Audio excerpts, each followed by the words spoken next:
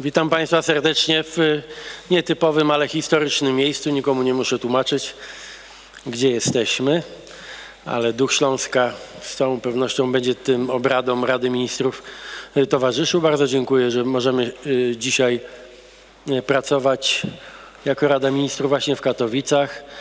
Tym bardziej, że jednym z punktów naszego dzisiejszego spotkania jest informacja o sytuacji gospodarczej z punktu widzenia pani minister przemysłu, tu właśnie w województwie śląskim, i oczywiście ustawa o zamrożeniu cen energii, ochronie konsumentów energii.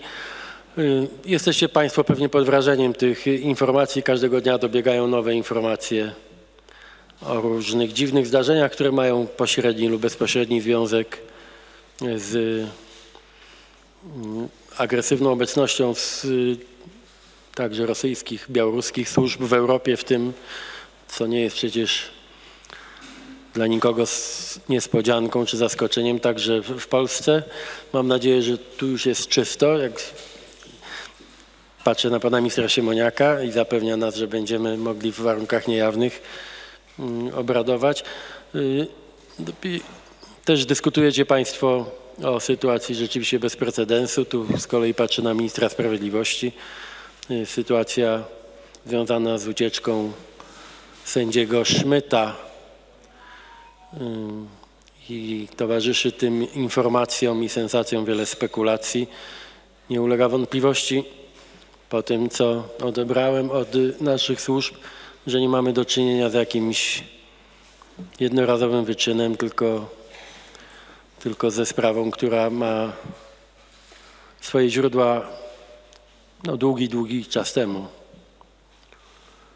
I nie możemy lekceważyć tej sprawy. To nie jest kwestia obyczajowa, to nie jest kwestia medialnych sensacji, tylko musimy mieć świadomość, że służby, w tym przypadku białoruskie, pracowały z osobą, która miała dostęp bezpośredni do ministra sprawiedliwości, która była odpowiedzialna za niszczenie systemu sędziowskiego w Polsce, która miała dostęp do różnych niejawnych dokumentów, do których żaden wywiad nie powinien mieć za żadne skarby dostępu. Więc fakt, że relacje sędziego Szmyta z Białorusinami mają długą historię, to nie jest kwestia ostatnich miesięcy, musi budzić nasz najwyższy niepokój. No i bardzo Państwa proszę, żebyście przyjęli do wiadomości, jak poważna jest sytuacja związana z wojną w Ukrainie. Dzisiaj miałem okazję rozmawiać dłużej z szefową komisji, zanim wystąpiła publicznie. Sygnały o bardzo agresywnej obecności służb obcych, wrogich nam w Europie nasilają się każdego dnia i będą się nasilały także w związku z wyborami do Parlamentu Europejskiego. Musimy mieć tego świadomość.